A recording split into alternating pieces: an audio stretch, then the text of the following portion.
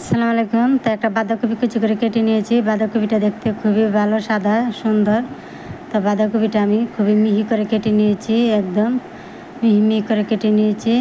এখন সবজি রান্না করব বাঁধাকপিটা দিয়ে, শুধু বাঁধাকপি দিয়ে সবজি রান্না করব। সেজন্য বাঁধাকপিটা আমি আগে ধুয়ে নিচ্ছি, পানি দিয়ে ভালো মতো করে ধুয়ে নিচ্ছি, যেহেতু এখন পাতার মধ্যে অনেক সার বিষ থাকে এজন্য।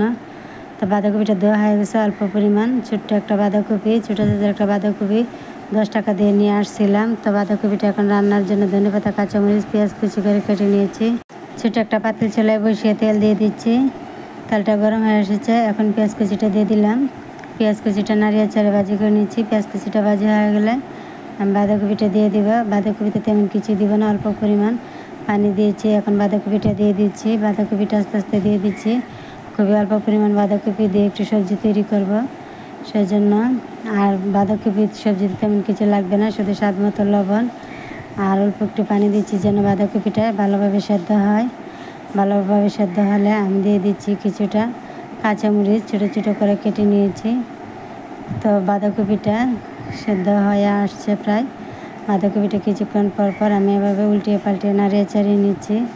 বাঁধাকপিটা নাড়িয়ে চাড়িয়ে কিছুক্ষণ পর পর ঢাকনা দিয়ে জাল করে নিচ্ছি। বাঁধাকপিটা সেদ্ধ হয়ে গেলে আমি তাতে ধনেপাতাটা দিয়ে দিব। আর তেমন কিছু দেবো না, একদম সাদা সবজি তৈরি করতেছি। হলুদ, মরিচ, ধনিয়ার গুঁড়ি কোনো কিছুই দিব না। অল্প পরিমাণ লবণ দিয়েছি, স্বাদ মতো যতটুকু প্রয়োজন।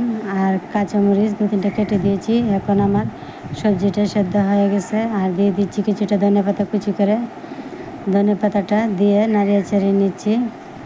খুব অল্প পরিমাণ সাদা সবজি তৈরি করে নিচ্ছি, একমাত্র বাঁধাকপি দিয়ে, সাথে আর অন্য কোনো রকম সবজি দিইনি, শুধু বাঁধাকপির সবজি তৈরি করে নিচ্ছি। বাঁধাকপির এই সবজিটা খেতে অনেক বেশি ভালো লাগে। তো আজ অল্প পরিমাণ করে বাঁধাকপি সবজি তৈরি করে নিলাম। তো আপু ভাইয়েরা কেমন হয়েছে আমার সবজিটা আজকে অবশ্যই কমেন্টে জানাবেন। আজ এ পর্যন্তই, সবাই ভালো থাকবেন। আল্লাহ হাফেজ।